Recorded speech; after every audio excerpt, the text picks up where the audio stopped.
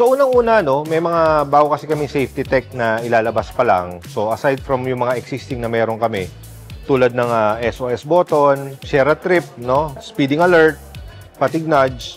Ngayon, magkakaroon kami ng bago, yung Audio Protect. So etong Audio Protect, ito yung paraan natin para pag may mga hindi pagkakaintindihan sa pagitan ng driver o ng rider at saka ng pasahero, minsan kasi he said, she said yan eh.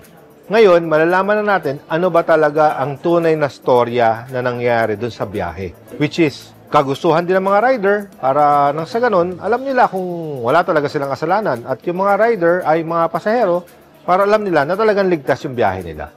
So, ito yung mga ginagawa natin, kaya natin ginawa itong safety dialogue para ipaabot sa lahat kung gaano kaligtas ang sumakay ng motorcycle taxi.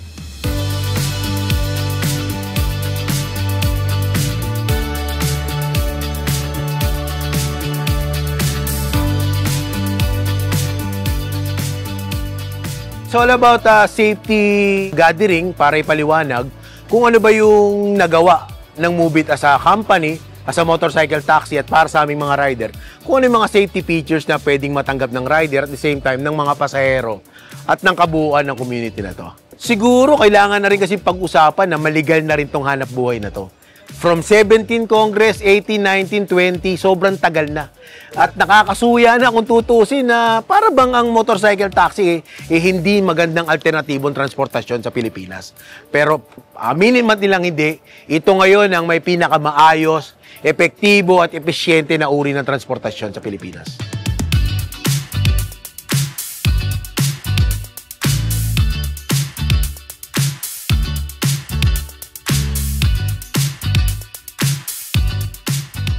So, ang future plans sa Move It, unahin natin pagpapaligal ng MC Taxi Bill, no? Ng motorcycle taxi. Bakit?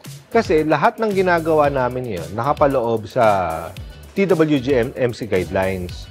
Ngayon, pag ito na isabatas na natin, mas magkakaroon tayo ng konkretong programa, although konkreto na yung programa ngayon, mas mapapalawig natin, lalo mapapalaki natin. Dahil naniniwala ako, hindi lang naman Metro Manila ang nangangailangan ng ganitong serbisyo. Maaring may mga malalapit, karating na bayan dyan na pwede rin magkaroon ng ganito. Pero dahil nga sa kakulangan sa batas, at dahil sa ngayon, technically we are under pilot study, hindi tayo nakapag-expand.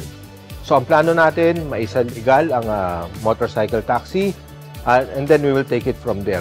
Yung programa naman na mayroon kami, naka-ready na yan eh. No? It's just about replicating what is being done right now. So, pero ang maganda sana rito, magkaroon talaga ng inklusibong mobility para sa lahat. Hindi lang para sa mga taga Metro Manila, kundi para sa buong bayan.